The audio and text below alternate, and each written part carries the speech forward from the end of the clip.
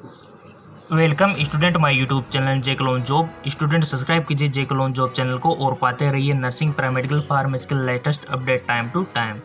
सो student, इस video में हम बात करने वाले प्रैक्टिस क्वेश्चन जो बहुत ही इंपॉर्टेंट है for BS nursing entrance exam and paramedical entrance exam and pharmacy entrance exam. इसी प्रकार के क्वेश्चन अक्सर वहाँ पे पूछे जाते हैं। सो इनकी हम प्रैक्टिस कर लेते हैं। हमारा जो पहला क्वेश्चन है कि शरीर की सबसे बड़ी ग्रंथि कौन सी है, लार्जेस्ट ग्लैंड कौन सी है हमारी ह्यूमन बॉडी की। तो आपको वन ऑप्शन सेलेक्ट करना है। यहाँ पर चार ऑप्शन दिए हुए हैं, लार ग्रंथि, थायराइड या फिर लीवर या फिर अमाशय। बताइए स्टूडेंट्स का राइट ऑप्शन क्या हो सकता है। आपको वन ऑप्शन सेलेक्ट करना है अपने माइंड में। सो स्टूडेंट्स का जो राइट ऑप्शन हो जाएगा वो हो जाएगा यकृत, लीवर। लीवर हमारे शरीर की सबसे बड़ी ग्रंथि है। सो स्टूडेंट, यहाँ से जो क्वेश्चन बन सकता है वो 3-4 टाइप से बन सकता है। इसमें थोड़ा सा दिमाग लगाने वाली बात है। यहाँ पर जो क्वेश्चन पूछा वो बड़ी ग्रंथि दिया हुआ है, ऐसा नहीं कि एक्सोक्राइन और एंडोक्राइन, ठीक है। क्योंकि आपको पता है कि हमारी ह्यूमन बॉडी में एक्सोक्राइन अलग होती है, अंतःस्रावी और बहिस्रावी। तो अगर ये जो क्वेश्चन है ये मान के चला है कि बहिस्रावी यानी कि एक्सोक्राइन मान के चलना है। अगर सीधा सा पूछा जाए तो अगर यूँ क्वेश्चन पूछा जाए कि हमारे शरीर की सबसे बड़ी अंतःस्रावी ग्रंथि कौन सी है, तो फिर आप क्या बताओगे? क्या फिर भी लीवर ही करके आओगे? तो फिर वो गलत हो जाएगा। अगर क्वेश्चन इस प्रकार से पूछा जाए कि शरीर की सबसे बड़ी अंतःस्रावी ग्रंथि कौन सी है, तो आपको थायराइड करके आना है, ठीक है। और बहिस्रावी ग्रंथि कौन सी है, तो आपको लीवर ही करके आना है, ठीक है। तो इसका राइट ऑप्शन क्या हो जाएगा? लीवर, क्योंकि हमारे शरीर की सबसे बड़ी ग्रंथि लीवर यकृत है, ठीक है। लार ग्रंथि से भी क्वेश्चन बन सकता है और अमाशय से भी क्वेश्चन बन सकता है, थायराइड से भी क्वेश्चन बन सकता है, ठीक है। तो आपको ये तो पता लग ही गया होगा कि हमारे शरीर की सबसे बड़ी बहिस्रावी ग्रंथि कौन सी है और अंतःस्रावी ग्रंथि कौन सी है। अब चलते हैं नेक्स्ट क्वेश्चन की ओर। नेक्स्ट क्वेश्चन है हमारा कि मनुष्य में मादा जनन अंग से किस हार्मोन का स्त्रावन होता है? एस्ट्रोजन, प्रोजेस्टेरोन या फिर रिलैक्सिन या फिर सभी कथन सत्य हैं। बताइए स्टूडेंट, ये तो सिंपल सा क्वेश्चन है, आप बचपन से पढ़ते आ रहे होंगे। आपको अपने माइंड में वन ऑप्शन सेलेक्ट करना है। आई होप आपने वन ऑप्शन सेलेक्ट कर लिया होगा। इसका जो राइट ऑप्शन होगा वो होगा रिलैक्सिन। मनुष्य में मादा जनन अंग से रिलैक्सिन हार्मोन का स्त्रावन होता है। और इसके ऊपर अलग से एमसीक्यूज में आपको प्रोवाइड कराऊंगा जो रिलेटेड होगा ओनली रिप्रोडक्शन सिस्टम से, क्योंकि अक्सर ऑलमोस्ट 3-4 क्वेश्चन बनते हैं इससे related. BS nursing entrance exam है एंड पैरामेडिकल एंट्रेंस एग्जाम है, तो इसके लिए स्पेशल में अवेलेबल करा दूंगा। सो यहाँ का जो राइट ऑप्शन होगा वो रिलैक्सिन, ठीक है। रिलैक्सिन हार्मोन स्त्रावन होता है, ठीक है ना। इसका फंक्शंस भी आपको पता होना चाहिए, इसका काम क्या होता है रिलैक्सिन हार्मोन का, पूछ लिया जाता है आपसे। अब चलते हैं नेक्स्ट क्वेश्चन की ओर। थोड़ा जूम कर लेते हैं। मनुष्य में ऐच्छिक गतियों का नियंत्रण किसके द्वारा होता है? अब ये आपको पता होना चाहिए कि ऐच्छिक अनैच्छिक क्वेश्चन अनैच्छिक से भी पूछे जा सकते हैं। तो मनुष्य में जो ऐच्छिक गतियों का नियंत्रण होता है वो किसके थ्रू होता है? सेरेब्रम या फिर थायराइड या फिर सेरेबेलम या इनमें से कोई नहीं। बताइए स्टूडेंट्स का राइट ऑप्शन क्या हो सकता है। आई होप आपने वन ऑप्शन सेलेक्ट कर लिया होगा। इसका जो राइट ऑप्शन होगा वो होगा सेरिब्रम। अब सेरिब्रम के फंक्शंस आपको पता हुआ होना चाहिए और इसके साथ ही आपको मेडुला ऑब्लोगेंटा का भी पता हुआ होना चाहिए, तभी आप इस प्रकार के क्वेश्चन को सोल्व कर पाओगे, ठीक है। सबसे बढ़िया रहेगा आप माइंड को पढ़ लो पूरे को। मस्तिष्क जो चैप्टर है हमारे नर्व सिस्टम से रिलेटेड, उसको पढ़ लेना, वहाँ से क्वेश्चन बनेंगे। सेरिब्रम, मेडुला ऑब्लोगेंटा और स्पाइनल कॉर्ड, ये सब आपको वहाँ पर मिल जाएंगे। क्वेश्चन अक्सर बनते हैं यहाँ से, ठीक है ना। तो यहाँ जो क्वेश्चन पूछा गया है कि मनुष्य में ऐच्छिक गतियों का नियंत्रण, ऐच्छिक जो मूवमेंट होते हैं उनका नियंत्रण कंट्रोल किसके थ्रू होता है? सेरिब्रम के थ्रू।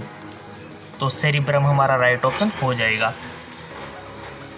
मेडुला ऑब्लोगेंटा के बारे में पता होगा तो अनैच्छिक गतियों का नियंत्रण रखता है। ऐच्छिक जैसे कि हमारे इच्छा अनुसार हम करा पाते हैं, और जबकि अनैच्छिक सब रेस्पिरेटरी हो गया, वोमिटिंग हो गई, है ना। बहुत सी गतियाँ ऐसी हैं जिन पर हमारा कंट्रोल नहीं है, तो वो किसके थ्रू होता है ये आपको पता हुआ होना चाहिए। और जो हमारी इच्छा के अकॉर्डिंग, जैसे हाथ को मूवमेंट करा रहे हैं, पैर को मूवमेंट करा रहे हैं ना, तो ये सब ऐच्छिक है। तो ये सेरिब्रम के थ्रू ही पॉसिबल है।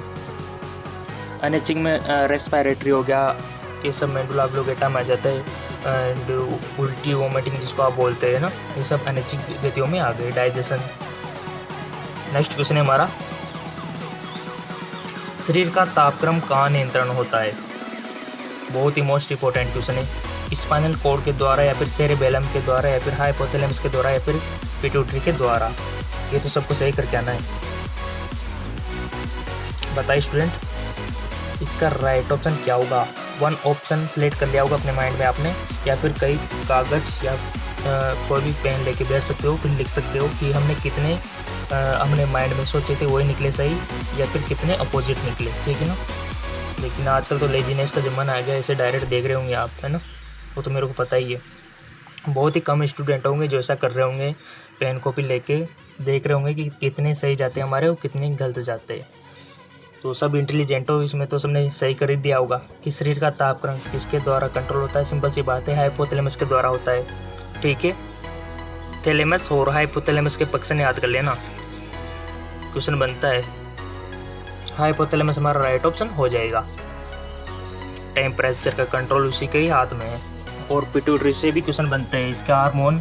और बट स्टूडेंट आप बिल्कुल भी फिक्र ना करें, इसके ऊपर मैं स्पेशल वीडियो अवेलेबल करा दूँगा। जितनी भी हमारी बॉडी में ग्लैंड्स है उनकी, और जितने भी हार्मोन है उन सब के फंक्शन क्या है, और हमारी जो ग्रंथियाँ हैं वहाँ से किस प्रकार के क्वेश्चन बन सकते हैं, उसके ऊपर भी मैं स्पेशल वीडियो अवेलेबल करवा दूँगा।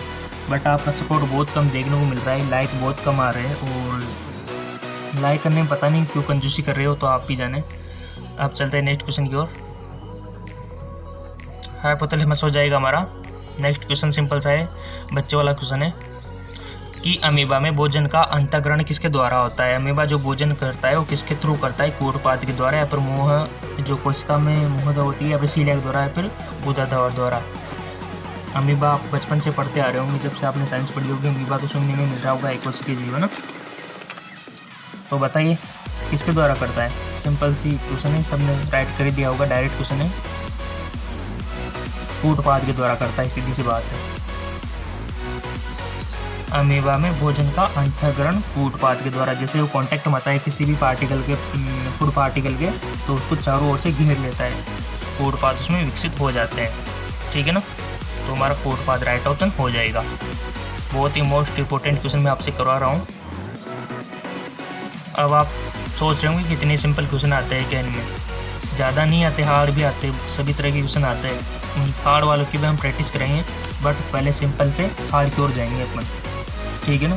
तो हार्ड की तरफ भी जाएंगे, वहाँ पर तो लगभग आपके ऑलमोस्ट 10 में से 4-5 सही हो जाए, वो बहुत अच्छी बात है, ठीक है ना।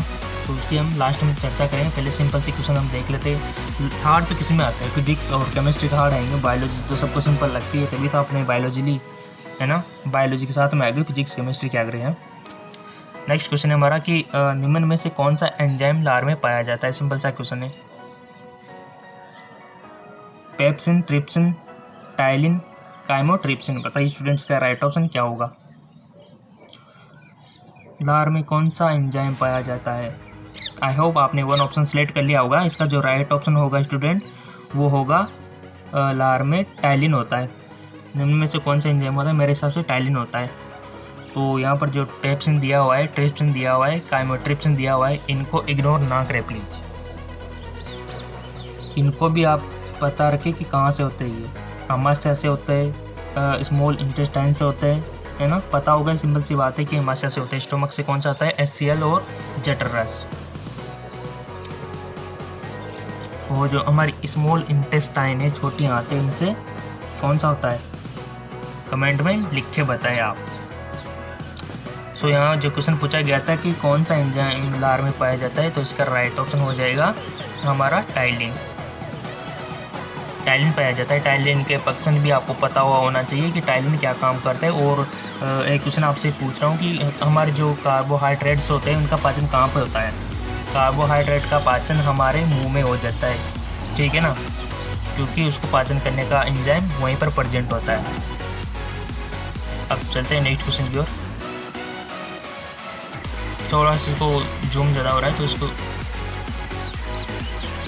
वह प्रक्रिया जिसके द्वारा मनुष्य श्वास ग्रहण करता है तथा छोड़ता है वो है क्या है, श्वसन या फिर श्वासोच्छ्वास। इस प्रकार के रिलेटेड अगर हिंदी में आ जाएंगे तो डोंट वरी, वहाँ पर आपको इंग्लिश में भी दिए जाएंगे, उनका आप सहारा ले सकते हो। प्रश्वास या निश्वासन। बताइए, कोई भी वन ऑप्शन सेलेक्ट कर लीजिए ABCD में से, उसके बाद मैं आपको आंसर बताऊंगा, फिर मैच करवा लेना हमने जो सोचा था वो सही था या गलत था। सभी के प्रैक्टिस क्वेश्चन आपको मिल जाएंगे, डोंट वरी। ह्यूमन में जितने भी डिजीज़ होते हैं, किसके कारण होते हैं, बैक्टीरिया, वायरस, प्रोटोजोआ, सबको हम पढ़ेंगे। सबकी प्रैक्टिस क्वेश्चन मैं आपको करवाऊंगा। चैनल को सब्सक्राइब कर रखा होगा आपने तो मिल जाएगा आपको सारी चीज़ें। फॉर्म कब भरेंगे वो तो आपको मिल ही जाएंगे इसी चैनल पर, चाहे वो पैरामेडिकल का हो, BS नर्सिंग का हो या फिर आपके फार्मेसी का हो। आई होप आपने वन ऑप्शन सेलेक्ट कर लिया होगा। इसका जो राइट ऑप्शन होगा वो श्वासोच्छ्वास यानी कि बी ऑप्शन राइट हो जाएगा हमारा। जब आपका पेपर होगा वहाँ पर दोनों लैंग्वेज दी होगी, हाँ बिल्कुल ही फिक्र ना करें। अगला क्वेश्चन है हमारा कि ऊर्जा उत्पादन के लिए कोशिका प्राय किसका उपयोग करता है। ऊर्जा उत्पादन के लिए कोशिका प्राय किसका उपयोग करती है, किसका उपयोग करती है, एमिनो अम्ल का, ग्लूकोज का, वसा अम्ल का या फिर सुक्रोज का। बताइए। आई होप आपने वन ऑप्शन सेलेक्ट कर लिया होगा। स्टूडेंट मेरे ख्याल से ऊर्जा उत्पादन के लिए, एनर्जी प्रोडक्शन के लिए जो हमारी सेल्स है वो ग्लूकोज का यूज़ करती है, ठीक है ना। अब आपके हिसाब से क्या था, आप अपनी ईमानदारी से कंपेयर कर लेना। सो इसका राइट ऑप्शन ग्लूकोज ही है, ठीक है। अब चलते हैं नेक्स्ट क्वेश्चन की ओर। जूम कम कर लेते तो ज़्यादा हो रहा है। किस अभिक्रिया द्वारा पौधे में ऑक्सीजन बाहरी वातावरण से कोशिकाओं में पहुंचता है। किण्वन, विसरण, दहन या फिर प्रकाश संश्लेषण। बताइए। वन ऑप्शन सेलेक्ट कर लीजिए अपने माइंड में, फिर इसका राइट ऑप्शन मैं आपको बताऊंगा। राइट ऑप्शन क्या मैं तो पहले बताता हूँ, फिर आंसर चेक करता हूँ इसका। आई होप आपने वन ऑप्शन सेलेक्ट कर लिया होगा। इसका जो राइट ऑप्शन होगा वो होगा कि किस अभिक्रिया द्वारा पौधे में ऑक्सीजन बाहरी वातावरण से कोशिकाओं में पहुंचता है। तो वो पहुंचता है स्टूडेंट विसरण के थ्रू। पढ़ा होगा आपने विसरण, प्रासरण, है ना। तो विसरण के थ्रू ही पॉसिबल है, क्योंकि यहाँ हम जो गैसेस की बात कर रहे हैं, जब लिक्विड होता तो प्रासरण के बारे में हम सोचते। सो हमारा राइट ऑप्शन विसरण ही हो जाएगा। क्वेश्चन बनते हैं विसरण से और प्रासरण से भी, इनको भी आप जरूर पढ़े, इग्नोर ना करें। अब चलते हैं नेक्स्ट क्वेश्चन की ओर।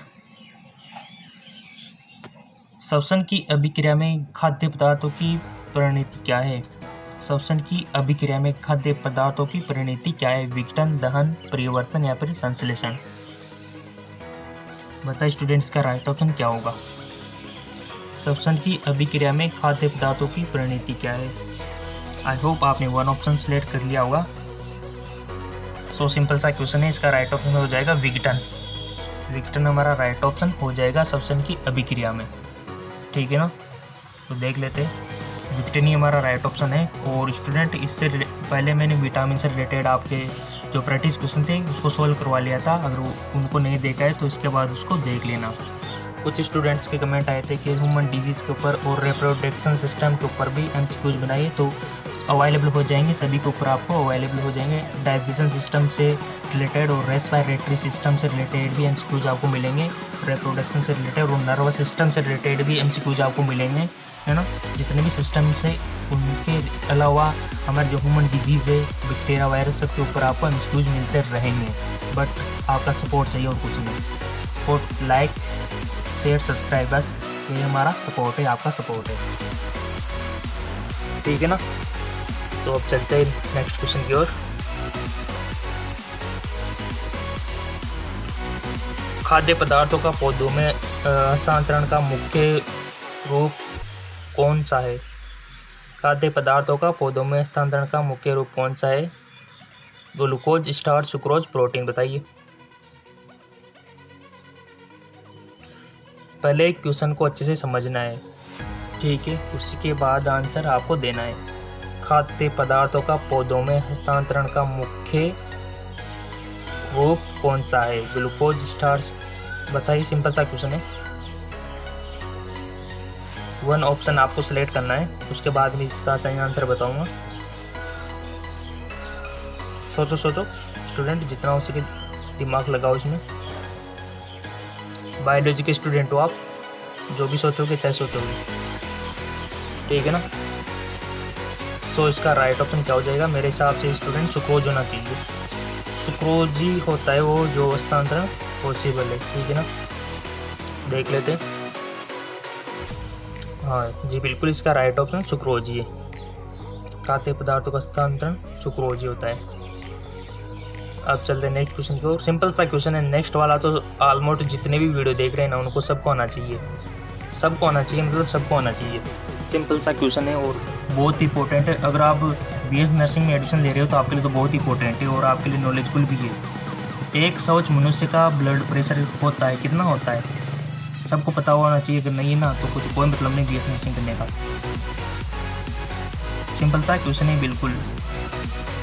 आई होप आपने वन ऑप्शन सेलेक्ट कर लिया होगा, सही किया होगा, ईमानदार से बता देना।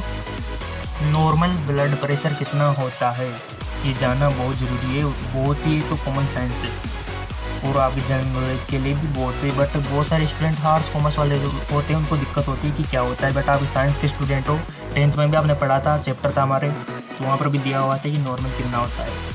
तो अगर पता नहीं है तो आज से पता कर लेना कि कितना होता है, मैं आपको पता नहीं जा रहा हूँ, ठीक है। और इसके ऊपर मैंने स्पेशल वीडियो बनाया था कि पार्ट्स बताए थे मैंने, इस पर 1 मिलीमीटर जो होता है बीपी मेजर करने का इंस्ट्रूमेंट, मैंने आपको दिखाया था हॉस्पिटल में जाके। शायद वो वीडियो नहीं देखा होगा तो कोई बात नहीं, नीचे डिस्क्रिप्शन लिंक दे दूँगा, वहाँ से देख लेना उनको, सारी चीज़ आपको समझ में आ जाएगी, ठीक है ना। हाँ, जिन्होंने सब्सक्राइब कर रखा होगा उन्होंने देख लिया होगा, बट आपने नहीं देखा है तो प्लीज़ देख लेना उस वीडियो को। हॉस्पिटल में जाके मैंने अच्छे से समझाया था उस बात को। सो यहाँ पर जो आंसर होगा वो होगा 120/80 हमारा नॉर्मल ब्लड प्रेशर होता है। अगर इससे ज़्यादा हो जाता है, किससे ज़्यादा?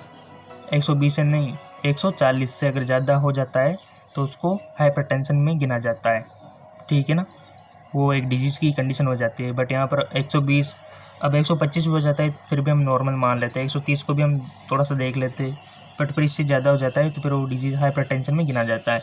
सो नॉर्मल कितना होता है? 120/80 हमारा नॉर्मल ब्लड प्रेशर होता है। देख लेते हैं थोड़ा सा। जी बिल्कुल, यही हमारा आंसर है।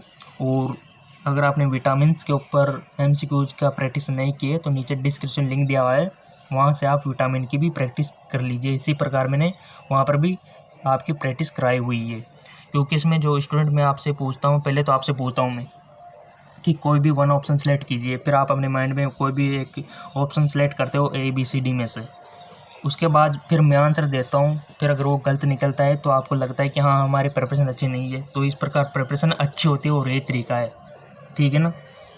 खुद ही अगर आप ऐसे प्रश्न पढ़ोगे और खुद ही आंसर देना चाहते हो तो उसमें इतनी अच्छी प्रैक्टिस नहीं होती है। इस प्रकार से प्रैक्टिस अच्छी होती है मेरे हिसाब से, ठीक है ना। तो आप विटामिन्स वाले को देख लीजिए और जो BP मेजर करने की हमारा इंस्ट्रूमेंट है उसके बारे में मैंने वीडियो बनाया था, उसको भी देख लीजिए, नीचे डिस्क्रिप्शन लिंक दिया हुआ है, ठीक है। कोई भी बात समझ में नहीं आए तो कमेंट कर सकते हो।